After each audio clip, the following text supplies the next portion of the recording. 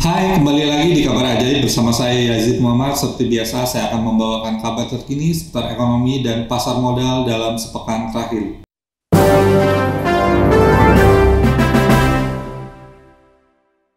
Kita memasuki kabar yang pertama. Bank Indonesia kembali mempertahankan suku bunga acuan BI 7 Days Reverse Repo Rate di level 4%. BI melalui rapat Dewan Gubernur atau LDG yang digelar selama 2 hari pada Rabu 19 Agustus 2020 memutuskan untuk mempertahankan suku bunganya di level 4%. Dewan Gubernur BI yang dipimpin oleh Peri Warjio menilai langkah tersebut masih konsisten dalam mendorong pemulihan ekonomi Indonesia di tengah pandemi COVID-19. BI memandang ekonomi Indonesia pada triwulan 3 2020 akan membaik sejalan dengan relaksasi PSBB dan stimulus fiskal serta kebijakan moneter, restrukturisasi dunia usaha, dan sarana digital dalam transaksi ekonomi dalam mendukung UMKM. Sedangkan di tingkat global, BI memandang adanya perbaikan ekonomi China, walaupun begitu Bank Sentral masih mewaspadai adanya tensi geopolitik di tingkat global. Kita memasuki kabar yang kedua. IHSG masih menguat meski hanya diperdagangkan selama 2 hari. Indeks harga saham gabungan sepekan kemarin kembali ditutup menguat sebesar 0,47% ke level 5.272. Perdagangan hanya berlangsung selama 2 hari karena memperingati Hari Kemerdekaan Republik Indonesia dan juga memperingati Tahun Baru Islam.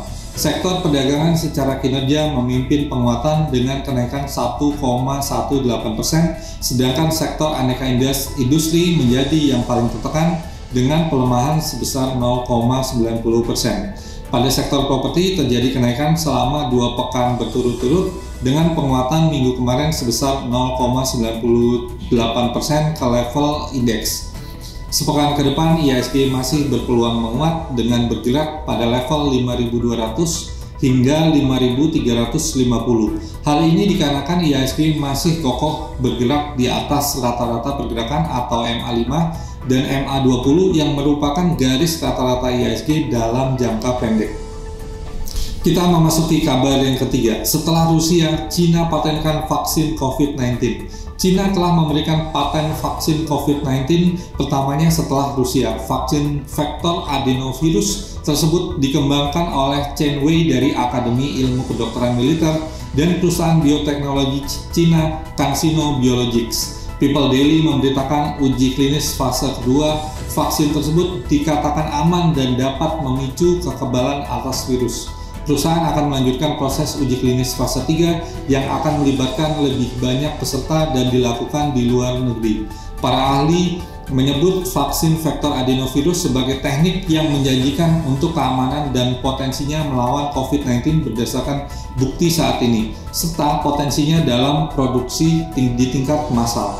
Sebelumnya, Rusia resmi menjadi negara pertama yang mematenkan vaksin COVID-19 yang diberi nama Sputnik 5. Nantinya, vaksin tersebut akan didistribusikan ke masyarakat pada bulan November 2020.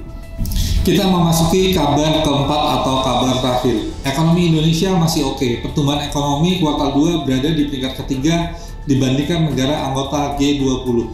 Hampir seluruh negara dengan perekonomian terbesar di dunia atau tergabung dalam G20 mengalami kemerosotan ekonomi pada kuartal 2020 lalu. Sejauh ini baru Cina yang perekonomiannya positif dengan pertumbuhan 3,2% secara tahunan atau year on year.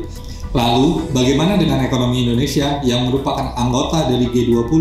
Pada kuartal 2 2020, ekonomi Indonesia mengalami penurunan hingga 5,32%. Namun, pencapaian tersebut ternyata masih lebih baik dengan menempati urutan ketiga hanya kalah dari China dan Korea Selatan. Selanjutnya, perekonomian Indonesia diproyeksikan membaik seiring dengan stimulus pemerintah dalam program pemulihan ekonomi atau PEN dan kebijakan suku bunga rendah oleh Bank Indonesia.